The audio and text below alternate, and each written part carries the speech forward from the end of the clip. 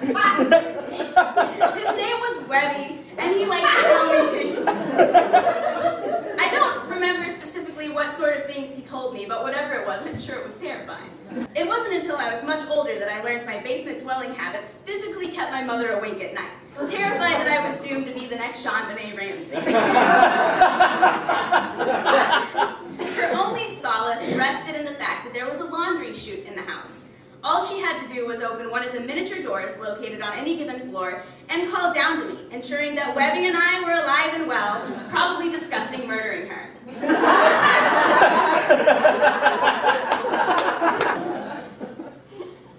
February 3rd, 2006. So, since you're reading this, it means I've died. That's obviously the only way you could have possibly gotten your hands on all of my life secrets. That, or you're a snoop, in which case I would rather pick the dead option, because I'd rather die than have a snoop get their grubby hands all over my diary. Hello, it's me again. Technically it's February 5th, spelling, because it's approximately 7:52 a.m. and I just finished watching 2 movies, but I forgot to tell you about my day. Because I thought Hannah's brother would be there the whole time, which is what I told my mom would happen. I don't think it makes me a liar if I can't predict the future instead of give an educated guess.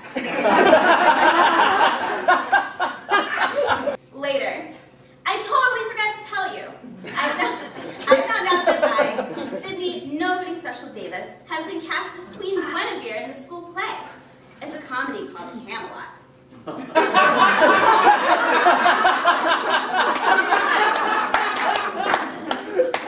I say nobody special, I mean school-wise. I mean, I do okay in class, but I'm no genius or anything, as you can tell by my handwriting and spelling. And I'm definitely not one of the most popular kids in school or anything. But Guinevere royally floats down / glides down the staircase, wrist daintily extended. That's your majesty to you, bud. I'll try my hardest to be the kickiest butt queen they've ever seen. Just that big grin across his face, his palms are secretively rubbed together. They'll see you. February 8th, 2006, Wednesday. I realized today that I never really described myself, so I'll go ahead and start now.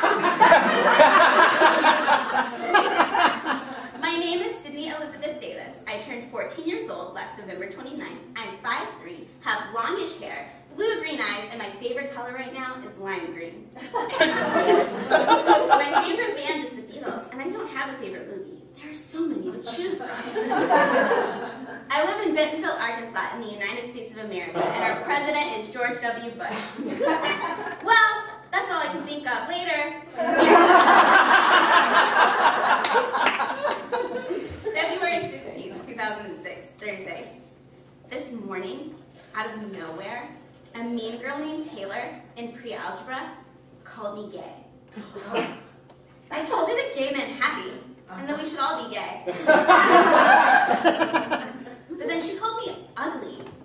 I figured out recently that people get really annoyed when they try to diss you and make you mad, but you just keep saying the exact same thing over and over and repeating yourself.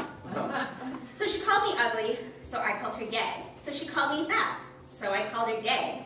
So she told me I needed a makeover. I told her she was gay. But then she called me a fag. Before I could ask her if she meant the English cigarette kind of fag, we got separated by Miss Birchie for talking. February 23rd, 2006, Thursday. I am so sorry about my 7-day absence. I was so crazy busy that I didn't even have time to write. But don't worry, because I'm going to spend the next who knows how many pages covering everything that happened in detail. But I'm not going to read it. There are a few times in my life where I've ever really, truly been angry about anything.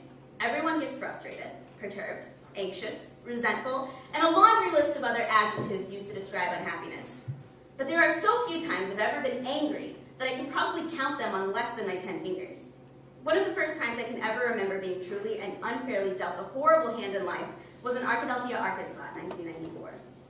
I was 3 years old at the Pumpkin Shell Preschool.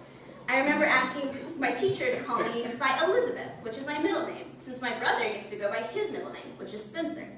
My teacher laughed and told me that she wouldn't do it because Sydney was a wonderful name, and it was the name my parents had picked for me. I demanded that my teacher explain what she meant about my parents being the ones who picked what I was named. She seemed a little confused by my sudden change in demeanor and explained to me that when a baby is born, the baby's mommy and daddy get to pick whatever name they wanted and give it to the baby. Any name in the world. In that moment, time stopped. I felt my heart hit the floor. I couldn't believe it. I assumed everyone was named what they were named because that's their name and that's just how it is.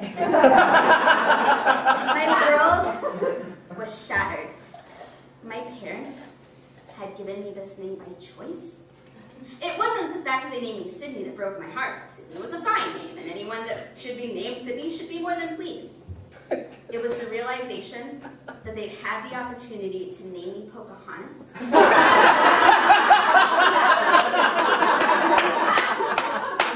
And they hadn't taken it.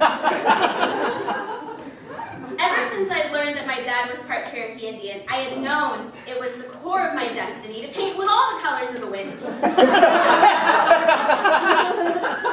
did I know, the actual reality of that dream had been stolen from me long ago, along with my trust and innocence.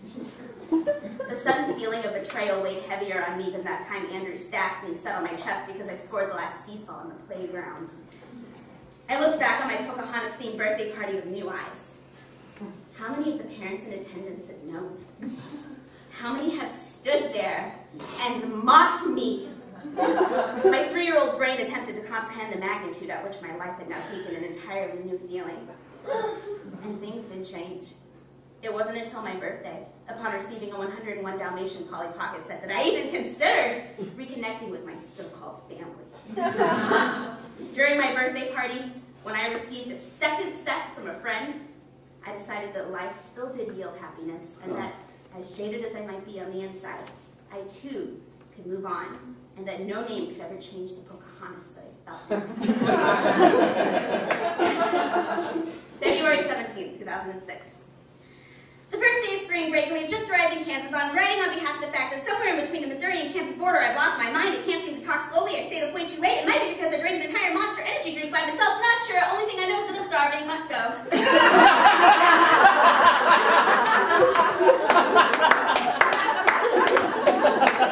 March 30th, 2006, Thursday.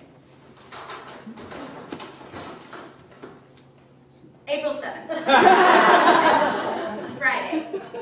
My brother departed for London, England early this morning, and he's going to be gone for 10 days, and it's going to be the longest 10 days of my life.